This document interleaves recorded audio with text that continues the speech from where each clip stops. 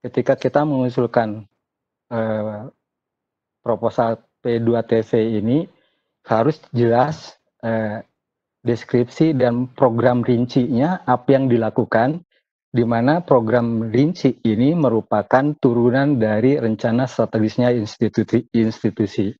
Kemudian ketika kita membuat program ini, tadi juga disampaikan oleh Pak Agus, ada indikator-indikator tertentu yang harus dicapai yang mendukung pada range tersebut di atas. Selanjutnya begitu juga berapa rupiah yang diperlukan untuk melakukan program ini, kemudian mekanisme pengelolaan. Disampaikan kemarin bahwa hibah ini diberikan kepada perguruan tinggi, di mana perguruan tinggi menunjuk program studi yang selesai atau memenangkan kompetensi internal.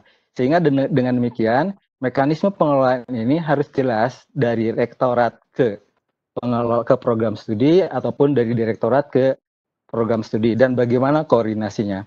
Kemudian juga disampaikan dengan hormat bahwa saya kira di semua PTN itu ada SPMI dan SPI. Oleh karena itu, rencana monitoring program P3TV ini, baik itu untuk penjaminan mutu ataupun pengawasan internal itu, diharapkan menggunakan atau memanfaatkan struktur yang sudah ada di perguruan tinggi. Kemudian ini adalah struktur dan format usulannya.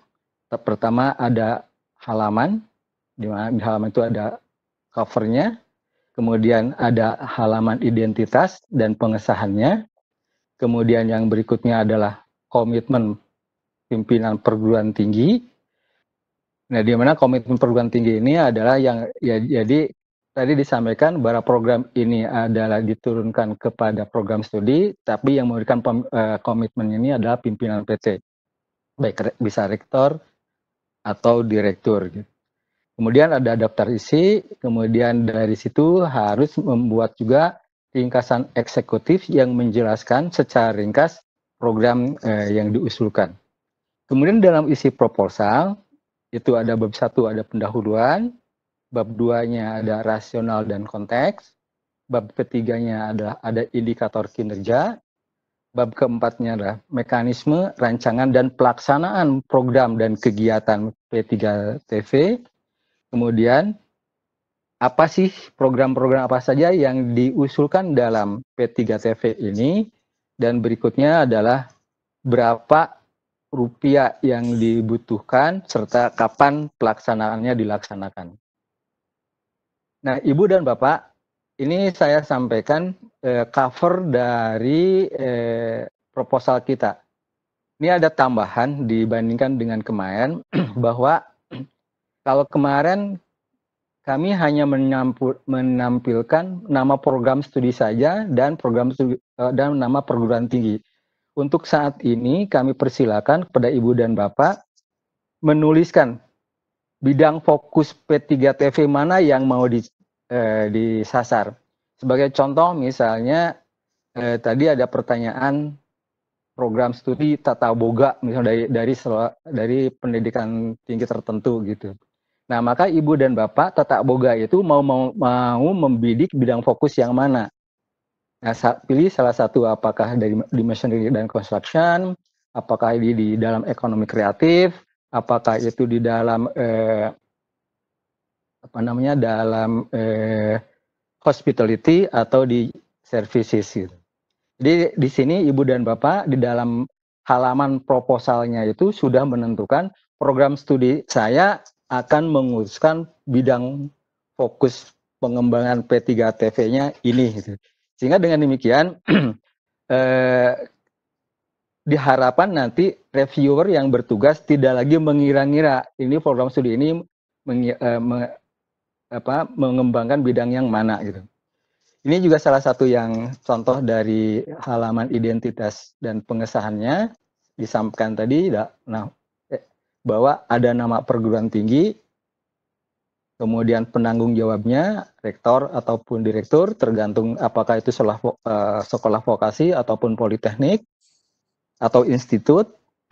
kemudian di sini siapa nama pejabatnya yang menandatangani identitas ini, kemudian lengkap dengan alamat, telepon kantor, kemudian telepon genggam, serta email. Begitu pula di sini ada nama program studinya, siapa ketua program studinya, alamatnya, telepon kantor, telepon genggam, dan juga nama ketua pelaksana. Sama seperti di atas, ada nama, alamat, telepon kantor, telepon genggam, email, dan lain-lainnya. Dan ditandatangani dan dicap oleh penanggung jawab. Dalam pendahuluan disampaikan tadi oleh Pak Agus bahwa harus mengacu pada rencana pengembangan institusi untuk dijadikan sebagai landasan penyusunan pengembangan program. Nah, kemudian di dalam Renstra ini juga harus jelas jangka waktunya. Barangkali ada beberapa perguruan tinggi yang Renstranya habis di tahun 2019 kemarin. Kemudian ya Bapak dan Ibu bisa mengacu pada Renstra yang 2020 gitu. Atau yang lainnya. Dengan demikian kami bisa mengetahui apakah Renstranya ini sudah atau sedang dijalankan atau sudah atau barangkali sudah tidak berlaku lagi gitu. Begitu pula misalnya ketika Ibu dan Bapak mengusulkan pengembangan keunggulan program studi, Ibu dan Bapak perlu menggambarkan bagaimana roadmap-nya pengembangan spesifik dari program studi tadi. Ya, tadi ditambahkan oleh Pak Agus, presentator pertama, dan kita lihat itu adalah bukan program studinya saja, tapi juga bisa saja sebagai contoh misalnya dulu mekatronik itu merupakan suatu mata kuliah ketika saya zaman kuliah. Namun sekarang kan mekatronik itu sudah menjadi nama program studi atau mungkin bahkan di beberapa perguruan tinggi tertentu sudah menjadi nama perguruan tinggi lebih spesifik lagi. Oleh karena itu, nah perjalanan itulah mungkin perlu disampaikan di dalam roadmap ini sehingga kita bisa jelas arahnya kemana. Tadi kemarin disampaikan bahwa harus ada evaluasi diri yang tahun 2019. Kalau memang misalnya Ibu dan Bapak tahun 2019 ini belum selesai dibuat, barangkali bisa dilampirkan yang 2018 serta status yang 2019 sudah sampai di mana. Selanjutnya di dalam pemilihan program studi perlu disampaikan juga mekanisme seleksi internal. Kenapa? Karena misalnya di beberapa perguruan tinggi bisa memenuhi 4 fokus bidang pengembangan. Ya. Nah, dan saya merasa yakin juga misalnya di bidang mesin dan konstruksi, kalau kita mengarah sana, ada program studi yang beririsan di situ. Padahal tadi disampaikan bahwa satu perguruan tinggi hanya boleh mengusulkan satu prodi pada bidang tertentu. Jadi kalau misalnya Ibu dan Bapak memilih mesin dan bidang mesin dan konstruksi, berarti tidak boleh 2 proposal dari situ. Tapi dari yang lainnya dipersilakan. Oleh karena itu, untuk menunjuk program studi yang diusulkan harus ada mekanisme seleksi internalnya. Itu perlu dilihat dari perspektif Renstranya institusi. Gitu. Kemudian kami mengharapkan juga di dalam rasional dan konteks itu, tadi disampaikan bahwa program ini hanya untuk tahun 2020. Berarti kalau misalnya kita melihat outputnya, kalau misalnya Bapak dan Ibu mengambilnya maksimum di peralatan 80%, ya bukan hanya membeli alat sebanyak 80% itu, tapi diharapkan juga outcome-nya apa dari alat itu. Apakah itu meningkatkan produktivitas program studi atau meningkatkan kapabilitas lulusan dan lain sebagainya. Kemudian dengan demikian diharapkan konsep pengembangan program studi dengan melalui P3VT itu walaupun sumber dananya hanya untuk 1 tahun, kami mengharapkan ini tidak hit and run, selesai begitu saja. Tapi ada juga konsep keberlanjutannya. Kalau misalnya tahun 2020 ini selesai, maka apa yang mau dilakukan pada tahun 2021 gitu. Nah, presentator pertama tadi Pak Agus menyampaikan ada beberapa indikator kinerja yang bisa Ibu pilih. Artinya tidak semua indikator yang disampaikan tadi dilaksanakan. Karena saya yakin dengan waktu yang ada yang tinggal beberapa bulan itu, Ibu dan Bapak tidak akan mencapainya. Oleh karena itu, Bapak dan Ibu silakan memilih kira-kira indikator kinerja mana yang cocok dilaksanakan untuk tahun ini. Namun demikian, kita juga perlu tahu baseline tahun sebelumnya itu sudah mencapai mana, sehingga apa yang mau dicapai dalam tahun 2020. Apakah itu kuantitasnya atau mungkin barangkali kualitasnya. Kemudian berikutnya di dalam mekanisme rancangan pelaksanaan kegiatan tadi disampaikan oleh Pak Agus, presentator pertama, bahwa harus jelas bagaimana pengelolaannya. Tadi disampaikan juga sama saya bahwa program ini diberikan kepada perguruan tinggi. Nah, dari perguruan, sementara yang melaksanakan program adalah program studi. Sehingga di sini harus jelas, nampak bagaimana organisasi pelaksanaan kegiatannya di institusi sampai ke program studi yang terlibat. Kemudian digambarkan juga bagaimana mekanisme koordinasinya. Kemudian bagaimana mekanisme monitoring dan evaluasinya. Apakah terjadwal atau ketika dibutuhkan saja gitu misalnya ya. Kemudian bagaimana juga mekanisme dan sistem pengelolaan keuangannya. Karena mungkin bagi Ibu dan Bapak dari perguruan tinggi yang luas dan besar, rasanya mungkin ini akan menjadi concern lain yang perlu diperhatikan juga. Kemudian kami mengharapkan bahwa sistem pengadaan barang dan jasa ini terkait dengan pelaksanaan program itu mengikuti peraturan perundang-undangan yang berlaku. Artinya masih menggunakan atau memanfaatkan unit layanan pengadaan. Baik. Kemudian di dalam isi usulan P3TV-nya sendiri, nanti Ibu dan Bapak menuliskan bagaimana latar belakangnya, rasional dan konteksnya, tujuannya, mekanisme rancangan dan pelaksanaan kegiatannya, kemudian sumber daya yang dibutuhkan, indikator kinerja, serta jadwal pelaksanaannya. Nah, untuk melaksanakan ini, saya kira kita semua membutuhkan sumber daya yang dibutuhkan.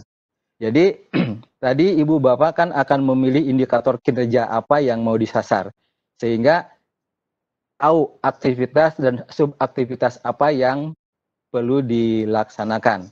Kemudian di sini ada komponen biaya, apakah komponen biayanya ini ada termasuk dalam pengadaan peralatan, apakah ini termasuk dalam sivil, pekerjaan sivil, apakah dalam hubungannya dengan kemitraan dengan dunia usaha ataupun misalnya dalam pengembangan SDM. Perkiraan biayanya berapa?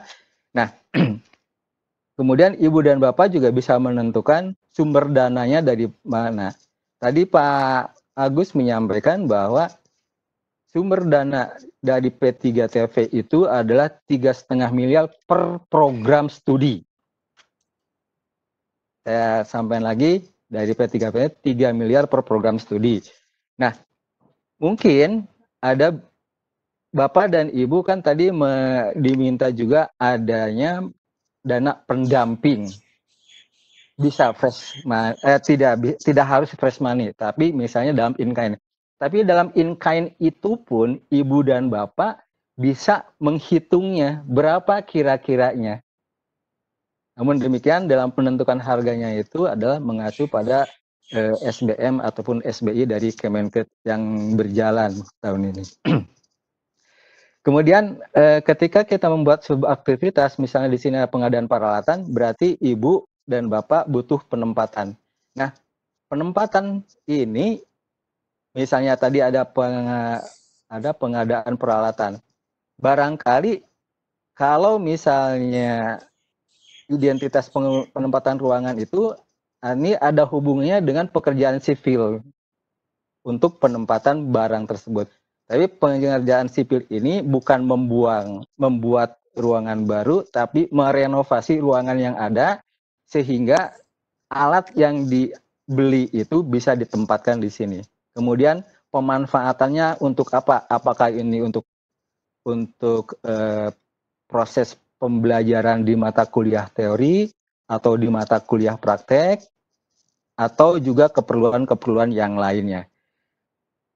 Kemudian Ibu dan Bapak perlu diingat bahwa nanti pada saat pengadaan, maaf, saya sampaikan dulu ini di jalan kegiatan dari aktivitas-aktivitas ini dilanjutkan dengan membuat kapan sih aktivitas tersebut dilaksanakan. Pengumumannya itu baru akan keluar tanggal 1 Juli tadi, maka aktivitas ini barangkali dimulai dari bulan Juli dan berakhir pada bulan Desember. Diharapkan tanggal 15 Desember itu atau pertengahan Desember itu program sudah selesai. Kemudian anggaran. Dari aktivitas-aktivitas untuk mendukung indikator kinerja yang disampaikan tadi, kita rangkum berapa biayanya, ya. Kemudian komponen biayanya ini untuk apa? Pengadaan alat, apakah kerjasama, pekerjaan sipil, pengembangan SDM, dan disebutkan juga di sini P3 sumbernya dana P3TV dan PT. Nah, diharapkan mungkin termasuk di sini adalah manajerial, operasional manajerial. Nah, di sini diharapkan akan muncul presentasi yang disampaikan oleh Pak presentator pertama tadi, bahwa Ibu dan Bapak perlu menyampaikan komitmen dari perguruan tingginya 5%. Jadi perbandingan antara sumber dana P3TV terhadap PT ini sudah kelihatan di sini. Jadi antara 95% di P3TV dan di PT-nya 5%. Kemudian di dalam pengadaan barang, maka biasanya kita dalam satu dibuatkan dalam bentuk paket. Nah, dalam bentuk paket ini bisa aja misalnya pertama ada peralatan praktik. Kemudian dalam peralatan praktik ini termasuk apakah ini masuk utama atau masuk pendukung. Nah, kemarin juga sudah disampaikan oleh kami dan diperkuat juga oleh Ibu Cici bahwa pengadaan peralatan ini paling lambat sudah berada di kampus dan diinstal paling lambat di pertengahan Desember. Anggaran ini mempergunakan APBN sehingga tidak bisa meluncur ke tahun berikutnya. Kemudian tadi disampaikan bahwa paket pengadaannya misalnya ada peralatan praktik. Nah, Bapak dan Ibu dibuatkan spesifikasinya bahwa ada nama peralatannya, misalnya dicontohkan di sini ada mesin CNC 5 aksis, kemudian ukuran mejanya, kemudian pergerakannya XYZ-nya berapa, kemudian jenis spindle-nya apakah ini Morse konus atau ISO taper, dan seterusnya. Ya, termasuk misalnya berapa satuan harganya, berapa rupiah yang diperlukan. Ini pemanfaatannya misalnya di sini saya contohkan praktek kepada di mata kuliah teknik manufaktur. Kemudian di dalam dana P3TV ini juga Ibu dan Bapak kan bisa mendanai kemitraan lembaga dengan institusi, dengan industri melalui co-working space misalnya ya. Misalnya ini berupa apa? Bisa workshop, bisa study kelayakan, atau bisa focus group discussion, atau misalnya berupa riset terpadu atau misalnya program magang dan lain-lainnya. Yang jelas di sini Ibu dan Bapak, nama kegiatan ini harus jelas tujuannya dan luarannya untuk apa. Nah, kami membutuhkan ini ada jumlah peserta, lama kegiatan, dan perkiraan biaya. Ini tujuannya adalah ketika Ibu dan Bapak di dalam pengusulan tadi masuk ke dalam pendanaan P3TV ataupun dari perguruan tinggi, nah rinciannya ada di sini gitu Bu. Ya, di total dari ini semua itu harus sesuai dengan yang disampaikan di tabel sebelumnya. Kemudian di dalam rencana pengembangan, kami mengharapkan bahwa peralatan yang digunakan ini bisa dimanfaatkan dan bisa dioperasionalkan sehingga bisa meningkatkan kompetensi dari peserta didik kita. Dengan demikian bisa bersaing dengan lulusan kita, bisa bersaing dengan lulusan dari program tinggi yang lain, termasuk dari luar negeri juga. Nah, untuk itu perlu adanya rencana pengembangan. Nah, misalnya pengembangannya siapa yang dicalonkan, kemudian statusnya itu apa, apakah beliau itu dosen atau peranata laboratorium pendidikan, boleh dia itu statusnya itu penyelia atau non penyelia. Yang jelas bahwa yang kalau misalnya dari PLP, barangkali ini perlu ditunjukkan bahwa yang mendukung terhadap proses pembelajaran mengajar yang ada di kita. Baik. Kemudian itu adalah kira-kira data yang diperlukan untuk membuat proposal. Kemudian untuk itu kami juga butuh data pendukungnya. Misalnya tadi dicontohkan di atas ada pengadaan barang berupa CNC yang 5 aksis. Nah, kemudian Ibu dan Bapak diharapkan membuat rencana penggunaan alat itu. Misalnya CNC yang 5 aksis itu di tempat kami misalnya ini untuk mata kuliah teknik manufaktur. Nah, di teknik manufaktur ini yang mengajar mata kuliah manufaktur itu ada 4 dosen dan ada 2 PLP misalnya. Ya.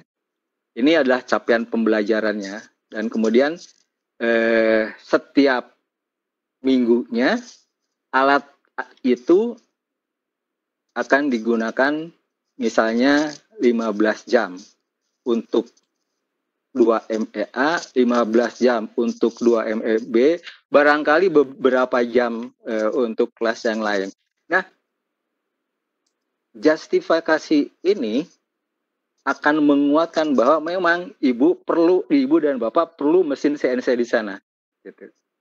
Nah, ketika misalnya kita melihat, nanti saya tunjukkan di tabel berikutnya, bahwa kita sudah ada mesin CNC juga, tapi ternyata di mesin CNC yang sudah ada itu idle, maka nah ini juga perlu pertimbangan. Kenapa Ibu dan Bapak mengusulkan mesin ini, padahal mesin yang ada belum optimal. Kecuali misalnya ada hal-hal yang lain. Karena apakah karena teknologinya yang berkembang, misalnya yang sekarang ada itu RPM-nya masih di bawah 10.000 RPM, sementara sekarang dengan teknologi proses itu sudah di atas 15.000 RPM, maka perlu adanya teknologi yang baru gitu. Ya. Kemudian di dalam permesinan tadi, khususnya misalnya dalam pencekaman, memang di mesin ada pencekam berupa ragum. Tapi barangkali ada banyak benda kerja yang tidak bisa dicekam oleh ragum itu. Maka perlu pencekam yang lain. Misalnya perlunya blok step block dan cranksetnya, kemudian perlu juga blok bertingkatnya. Nah, ini juga perlu ditunjukkan juga penggunaannya. Tidak bisanya double shift ini kan harus beralasan juga, apakah karena energinya kurang, karena misalnya pada energi untuk sore hari itu lebih dipakai masyarakat untuk penerangan, sehingga supply energi ke kampus kita berkurang, sehingga mesin kita tidak bisa berjalan misalnya. Walaupun barangkali sudah ada generator set yang kita punya, tapi barangkali kalau misalnya kampusnya ada di sekitar penduduk, mungkin juga genset itu akan mengganggu misalnya. Ya. Kemudian selain tadi mengusulkan SDM untuk pengoperasional alat itu, maka kalau seandainya kita berandai-andai, seandainya pelatihan itu tidak bisa dilaksanakan, maka tadi kan sudah disampaikan bahwa mesin ini harus belajar, harus bisa berjalan. Oleh karena itu, Ibu dan Bapak perlu menyampaikan juga sumber siapa saja sih yang sudah mempunyai sertifikat kompetensi yang bisa menjalankan alat itu. Nah, dengan demikian kami yakin bahwa alat yang dibeli itu bisa jalan walaupun misalnya pelaksanaan pelatihan pengembangan SDM tadi belum terlaksana karena situasi dan kondisi seperti sekarang ini. Ya. Kemudian dalam mitra kerja sama industri ini juga barangkali Ibu dan Bapak sudah mempunyai program, misalnya untuk program magang atau misalnya untuk program riset terapan dalam pengembangan produk, tapi masih perlu juga misalnya untuk pengembangan atau untuk inovasi produknya. Kalau ini dari program yang ada, kita buatkan lebih efektif. Kalau inovasi kan relatif membuat yang baru. Atau barangkali juga kita membuat riset terapan bagaimana membuat si proses di industri itu bisa lebih efektif dan efisien gitu. Barangkali itu yang bisa saya sampaikan. Terima kasih atas perhatiannya. Saya kembalikan ke Pak Darsono.